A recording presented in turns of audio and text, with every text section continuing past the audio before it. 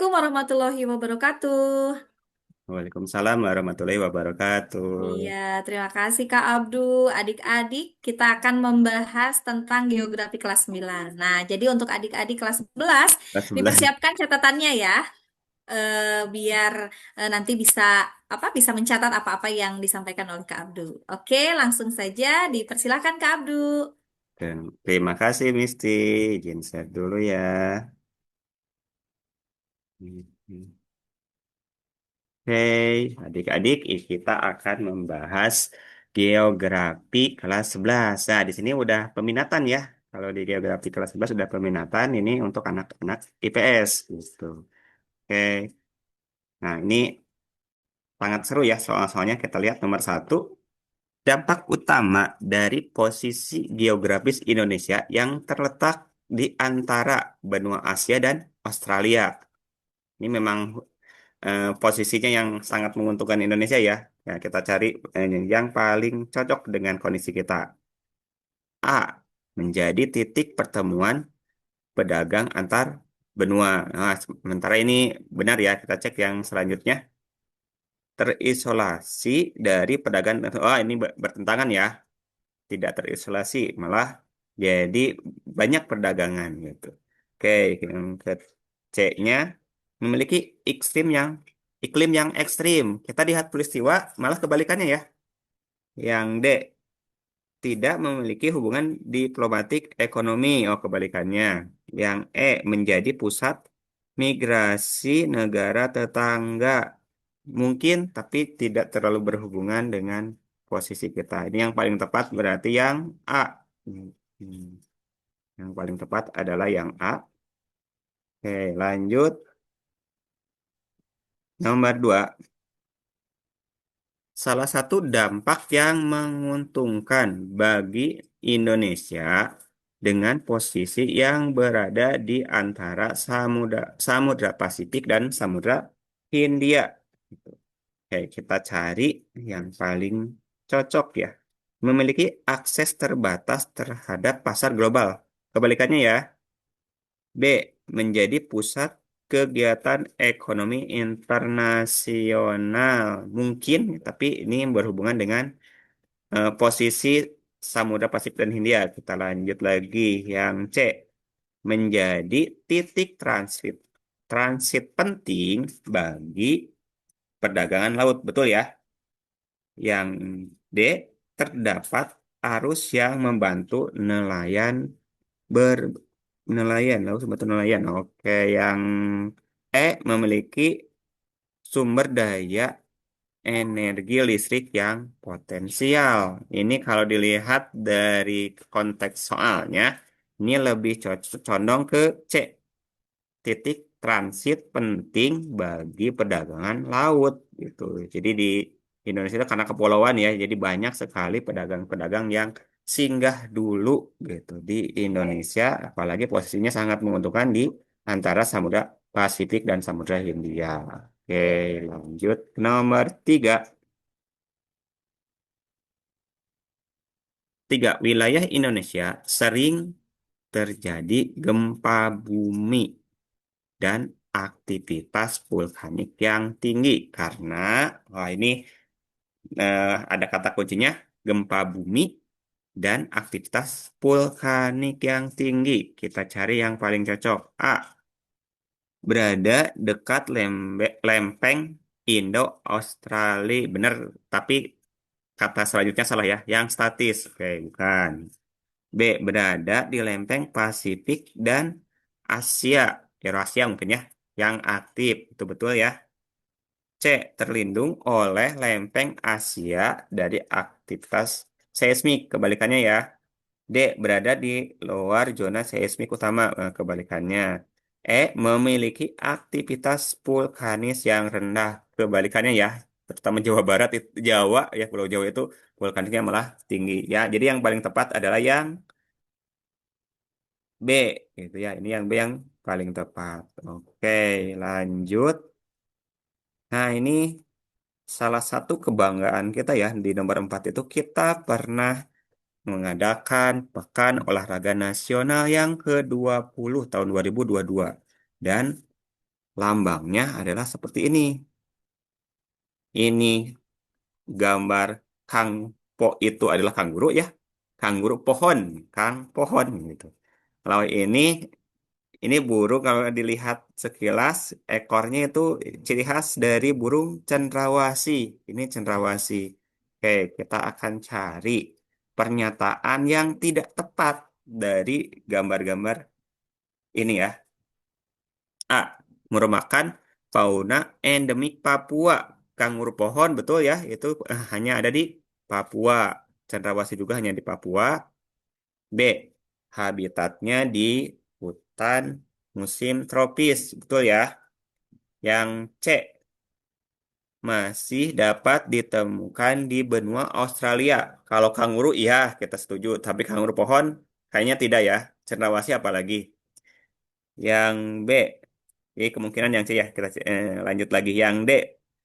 Berstatus terancam punah. Ya karena sedikit ya. Jadi memang terancam punah. Karena hanya di daerah sana aja. Endemik di Papua.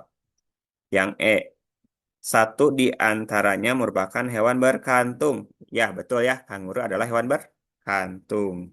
Jadi yang tidak tepat dari sini adalah ini. Ditemukan di benua Australia. Kalau cendrawasih tidak ada ceritanya ya. Ada di Australia. Tapi sepupunya kanguru pohon ada di Australia. Kanguru yang berbagai jenis ya. Oke, kita lanjut. Kita akan membahas tentang orang utan. Orang utan itu kalau di Indonesia ada dua tempat ya. Ada orang utan Sumatera, ada orang utan Kalimantan. Perbedaannya dari warna bulunya ya. Kalimantan lebih gelap daripada Sumatera. Hmm. Oke, kita baca dulu. Jadi orang utan itu terdapat di Indonesia. Kedua spesies ini terancam punah karena berbagai faktor, termasuk berkurangnya habitat alami. Ya itu di Kalimantan ya. Kalimantan diganti hutan jadi sawit gitu. Dan di Sumatera juga penduduk juga sudah mulai merambah hutan untuk eh, ya kehidupan hari-hari. Jadi untuk ini kebun dan lain sebagainya. Selanjutnya ada perdagangan ilegal. Ini orang hutan itu karena agak jinak gitu ya. Jadi banyak orang yang pelihara orang hutan. Dan ini sebenarnya perdagangan ilegal. Kehilangan habitat yang signifikan telah berakibat populasi orangutan Indonesia terus menurun. Wujud pengaruh berkurangnya habitat terhadap kehidupan orang utan di Indonesia adalah karena tempat tinggal si orang utan mulai berkurang. Yang paling spesifik gitu, masalahnya adalah apa gitu ya. Kita cek satu-satu. Orang utan akan beradaptasi cepat dalam habitat yang tersisa. Tidak sesuai ya. Orang hutan punya cara tersendiri agak susah beradaptasi di dunia modern dan di tempat yang lain. Jadi nggak bisa dipindahkan sembarangan gitu. Terus orang utan akan berkembang biak lebih cepat untuk mengatasi berkurangnya habitat. Belum tentu ya, belum ada penelitiannya. Orang utan akan bermigrasi ke wilayah lain yang memiliki habitat yang lebih baik. Sepertinya tidak juga karena ini endemik ya. Orang utan itu eh, senangnya hidup di Kalimantan dan di Sumatera gitu. Di tempat lain tidak ada, berarti migrasi tidak memungkinkan. Oke, orang utan akan mengalami penurunan populasi, bahkan beresiko punah. Ini yang paling tepat. Kita cek lagi apakah ini ada ya yang tepat lagi. Orang utan akan mencari makanan dan sumber daya alam dari habitat manusia sebagai pengganti habitatnya. Ini mungkin gitu.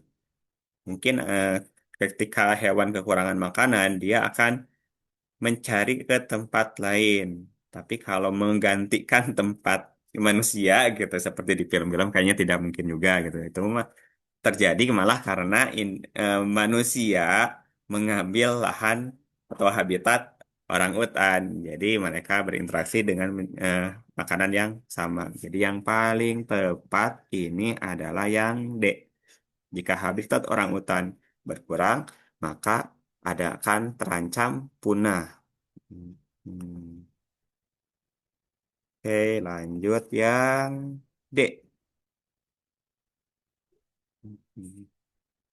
Salah satu dampak negatif dari perburuan dan perdagangan ilegal fauna di Indonesia. Nah, ini lanjutan yang tadi ya, perdagangan ilegal. Oke, A. Peningkatan populasi fauna yang terancam punah. Kebalikannya ya, jadi kalau terjadi perdagangan ilegal, malah akan meningkatkan kepunahannya ya. Yang B, peningkatan keanekaragaman hayati. Kayaknya tidak mungkin ya, karena ini perdagangannya ilegal gitu. Yang C, penurunan tingkat konflik manusia dan fauna. Tidak juga ya. Terus yang D, penurunan populasi dan kepunahan spesies tertentu. Sementara ini yang paling tepat ya. Yang E, keseimbangan lingkungan tak berubah suhunya. Eh, Kayaknya enggak juga ya. Jadi yang paling tepat adalah yang D, penurunan populasi dan kepunahan hewan-hewan spesies tertentu ya. Ini hewan atau ini ya. Hmm. Oke, kita lanjut. Yang nomor 7. Oke, ini ya, membahas hewan endemik lagi. Dan yang sekarang membahas tentang badak Jawa. Jadi habitat utama yang sesuai bagi kehidupan fauna badak Jawa. Badak Jawa itu ciri khasnya culaknya satu dan em, badak Sumatera itu agak kecil ya. Jawa dan Sumatera itu agak agak kecil. Ini terutama yang Jawa kecil dan langka ya, jarang ditemukan karena dia itu tipenya kayak orangutan penyendiri. Jantan dan betina itu tidak hidup bersama gitu. Masing-masing hanya ketemu pas musim kawin gitu. Oke, ini deh habitat yang cocok itu ya kita kembalikan lagi ya. Ini habitatnya Jawa itu di mana? Di ujung kulon. Ujung kulon adalah hutan tropis. Hutan hujan tropis ya. Berarti yang A ya. Kalau hutan musim tropis itu kayak yang tadi, kayak di kayak Papua.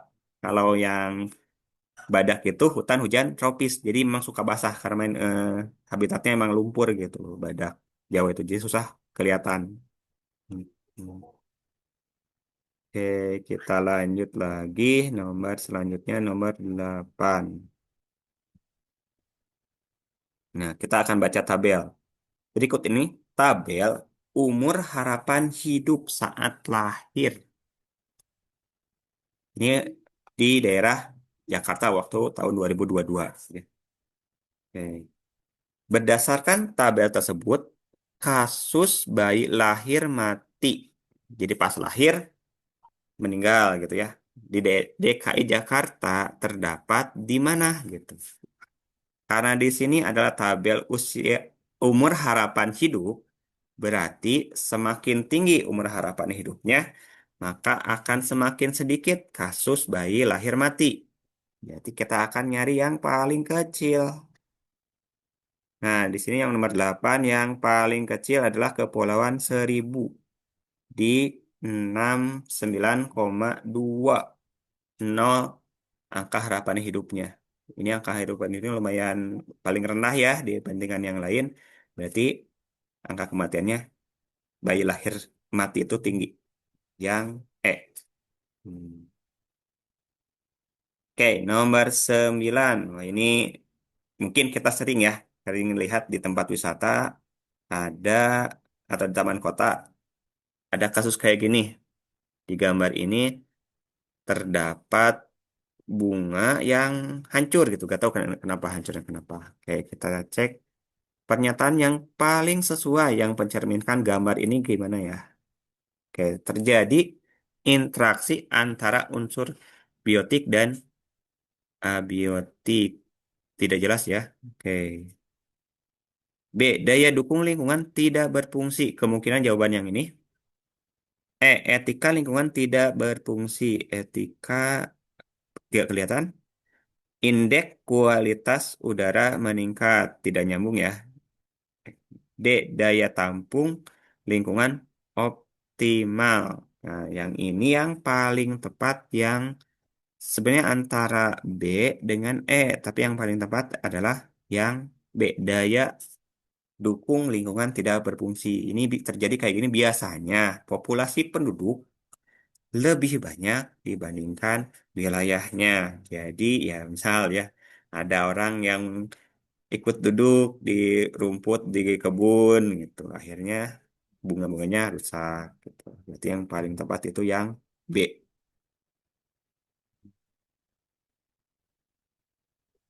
Oke, yang terakhir kita akan membahas tentang eh, upaya pelestarian ya. Kawasan Kars di Indonesia memiliki potensi besar dalam sektor pariwisata dan pertambangan. Namun, eksploitasi berlebihan dapat menyebabkan kerusakan lingkungan yang permanen. Upaya pelestarian yang tepat untuk kawasan Kars adalah ini potensinya tinggi, tapi eh, ada kasus yang menyebabkan kerusakan lingkungan yang permanen gitu. Karena ada ini ya, ada kegiatan pariwisata dan pertambangan. Kayak kita cari yang paling tepat adalah apa? Yang A, mengeksploitasi batuan gamping secara maksimal untuk industri semen. Oke, belum ya, belum kelihatan solusinya. Yang B, membangun infrastruktur wisata masif di seluruh bagian kawasan Kars. Ini belum kelihatan juga solusinya, karena ini membahas tentang pariwisata dan pertambangan. Yang C, menerapkan bagian tertentu sebagai cagar alam dan geopark. Nah, seperti yang ini jawabannya, kita lihat dulu yang lainnya. Yang D, mengalih fungsikan kawasan Kars menjadi lahan pertanian produktif. Tidak berhubungan ya. Ini malah yang menambah masalah lagi ya. Yang E, membiarkan kawasan tanpa regulasi untuk investasi swasta. Ini bukan solusi. Jadi yang paling tepat di sini adalah yang C. Jadi menetapkan sebagai cagar alam dan geopark untuk nggak semua rumahnya. Jadi sebagian kita buat di cagar alam dan geopark agar eh, eksploitasi tidak berlebihan. Ada yang tempat yang untuk melindungi ininya sektor-sektor dari pariwisata dan pertambangan. Oke, sampai di sini pembahasannya. Semoga eh, semakin nambah wawasan dan kita ketemu lagi di materi yang lain. Saya kembalikan lagi ke Misti. Oke, terima kasih Kak Abdul. Alhamdulillah ya. Oke, adik-adik mudah-mudahan bisa dipahami penjelasan dari Kak Abdul ya. Nah, nanti boleh diputar ulang videonya agar lebih bisa paham lagi ya. Oke, nah adik-adik juga bisa akses video-video yang lain ya yang berkaitan dengan mata pelajaran lain juga. Terima kasih Kak Abdul, terima kasih juga adik-adik. Sampai jumpa di lain kesempatan. Assalamualaikum warahmatullahi wabarakatuh. Waalaikumsalam warahmatullahi wabarakatuh.